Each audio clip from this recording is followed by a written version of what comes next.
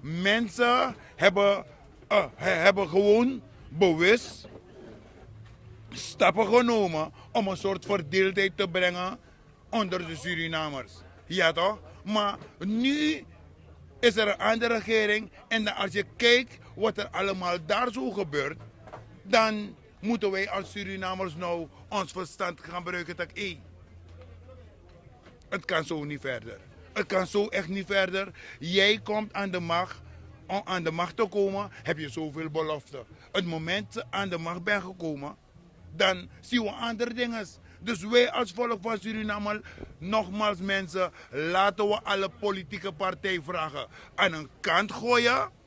NDP-vlaggen weggooien, NPS-vlaggen weggooien, partijen.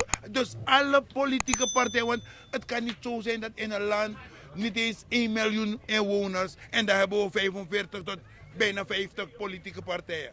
Maar alle politieke partijen die komen met een belofte en wij als volk die blijven in de blubber. Dus daarom Surinamers, man van de straat is hier. Jullie zien me.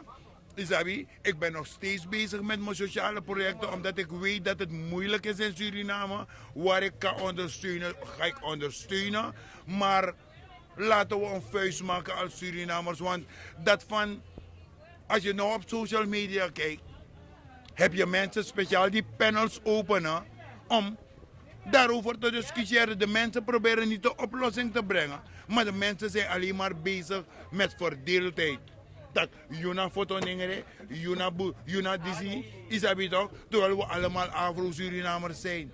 Ja toch? De andere mensen die als immigranten in het land zijn gekomen, laten we iedereen omarmen. Maar de politiek heeft ervoor gezorgd dat bepaalde mensen uitspraken hebben gedaan. En de politieke leiders hebben nooit gecorrigeerd. En dat zorgt ervoor dat er een soort spanning is. Dat, foto ningere, boes ningere, hun die staan in Japanese. En dat houdt die hele ontwikkeling van Suriname achter. Terwijl als we een vuist maken als Surinamers, kan Suriname echt bloeien. Suriname kan echt bloeien, zus.